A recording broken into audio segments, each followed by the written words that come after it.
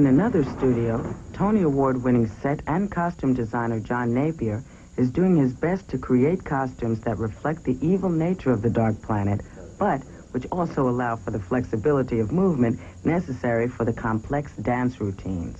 What I'm doing with the costumes is, is trying to make people able to move in those things. They won't fall apart. In these kind of robotic characters, I'm just putting a lot of detail in because that'll work very well in 3D.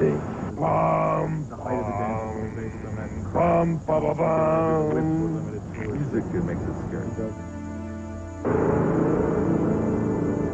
Adjustments are feverishly made until the very last minute. It's never really finished. You just run out of time. Yeah. Here we go.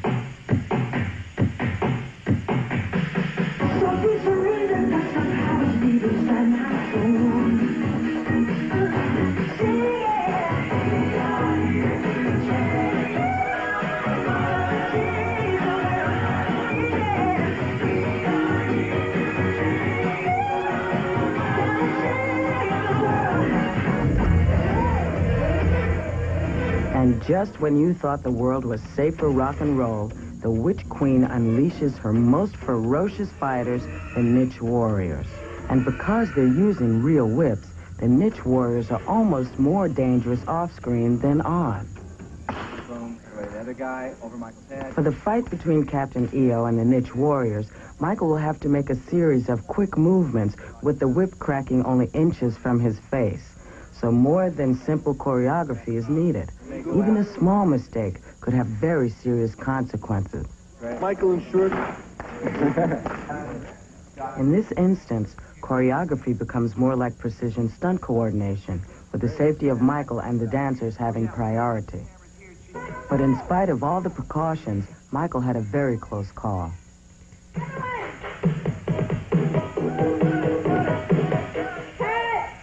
Oh, it's okay.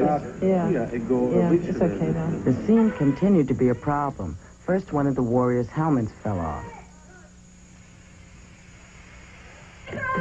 The costume department got the helmet fixed, and then the whip broke. The prop department got the whip fixed, only to have it get tangled up in the set. Finally, all the problems were solved. Sort of.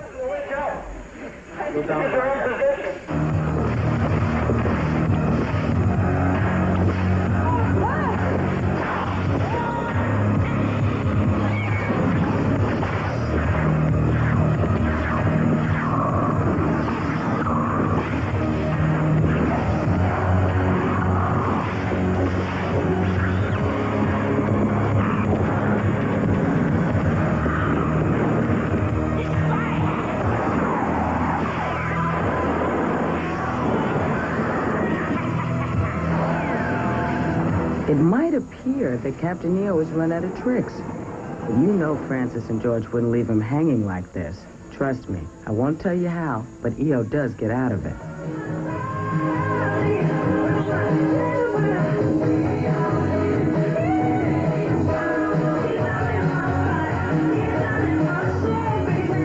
Captain EO's final confrontation with the Witch Queen herself took considerable time and expertise to achieve.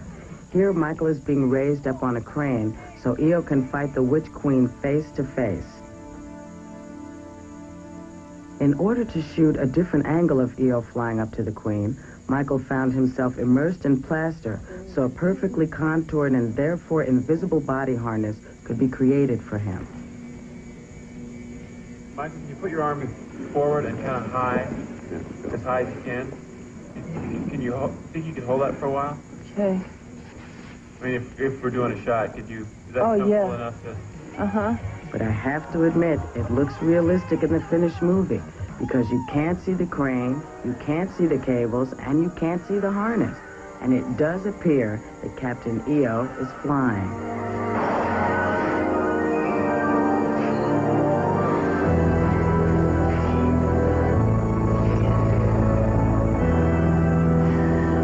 So, Captain EO really did change the world, miraculously turning the dark planet into a place filled with beauty and light. And on top of everything, the whole movie is in 3D. Now wait till you see that. There's hundreds of stars and celebrities. They all turned out to see the premiere, Captain EO. So, I don't know, Mick. I mean, everybody's going in. What do you say? You want to give it a shot there? Everyone did get into the theater to enjoy the thrilling 3D adventure of Captain EO.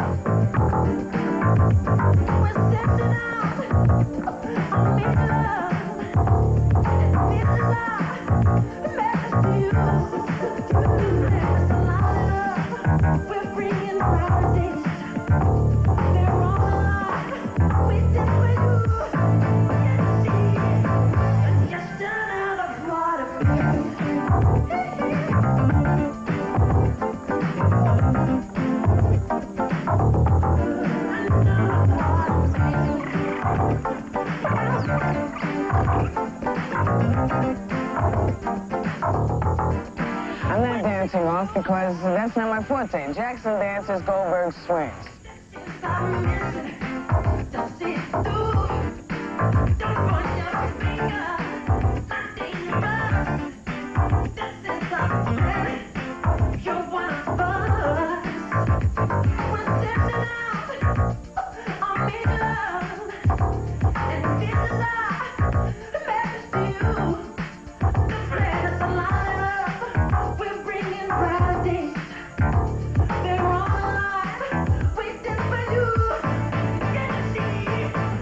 Just another part of me.